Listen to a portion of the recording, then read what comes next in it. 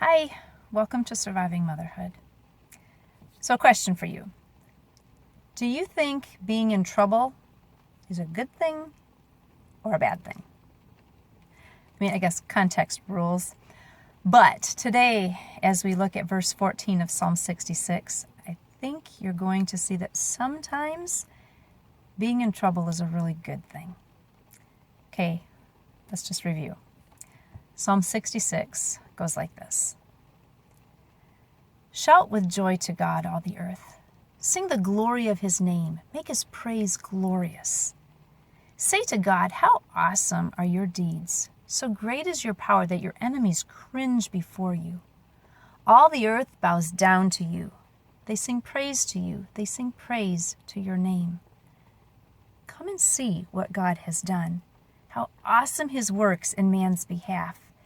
He turned the sea into dry land. They passed through the waters on foot. Come, let us rejoice in him. He rules forever by his power. His eyes watch the nations. Let not the rebellious rise up against him. Praise our God, O peoples. Let the sound of his praise be heard. He has preserved our lives and kept our feet from slipping. For you, O God, tested us. You refined us like silver. You brought us into prison and laid burdens on our backs. We went through fire and water, but you brought us to a place of abundance. I will come to your temple with burnt offerings and fulfill my vows to you.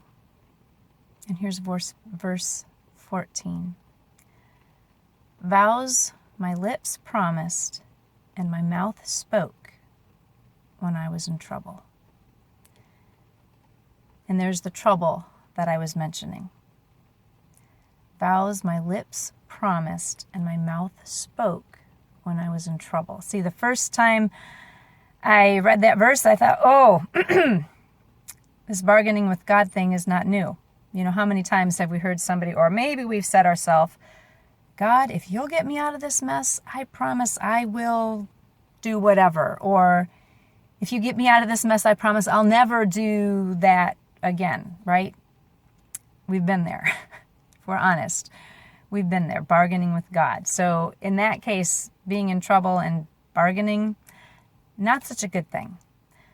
But as I have been thinking about this verse this week, it must have been the Holy Spirit that moved me past the thought of it's just a bargaining chip to the times when I've been in trouble, when I have just called on him, and I'm thinking about the psalmist, was in prison, burdens on my back, men riding over my heads. The psalmist certainly had been in times of trouble.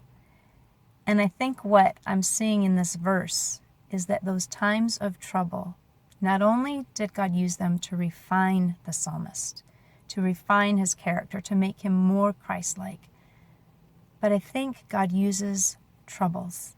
I think he uses hard times in our lives to draw us closer to him. To bring us to a place where we are down, and I'm speaking for myself, when I am at my wit's end, because that word trouble could also be translated despair. When I was in despair, and when I have been in despair. Sounds crazy. But as I look back on those moments, they are some of the sweetest moments I've known. Because at the end of myself, I have been desperate for God. Don't remember specific vows I have made to him, but I know that when I have been in trouble, I have confessed and I have surrendered and I've said, God, I need you. I don't want anything else. I just need you. Maybe that's the vow he's talking about. Maybe it's a vow of utter surrender, of complete giving myself over to him, because I think that's really where he wants us. Vows my lips promised and my mouth spoke when I was in trouble.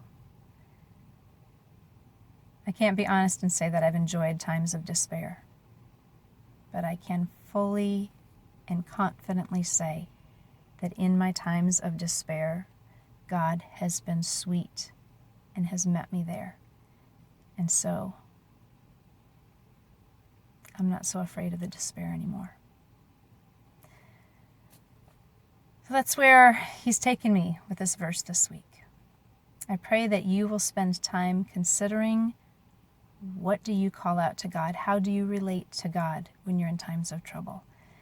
And I pray that you too will find that he has met you there very sweetly and tenderly.